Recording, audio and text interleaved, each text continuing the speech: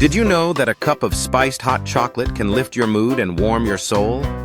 Try this simple recipe to create a healthy version at home that's both delicious and satisfying.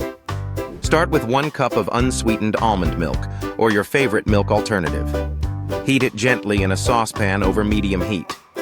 Once warm, add 2 tablespoons of unsweetened cocoa powder, 1 tablespoon of honey or maple syrup, and a pinch of cinnamon. For an extra zing, include a dash of cayenne pepper or ginger. These spices not only add flavor, but also boost your metabolism and enhance your mood. Stir until everything is well blended and smooth, creating a rich, velvety texture.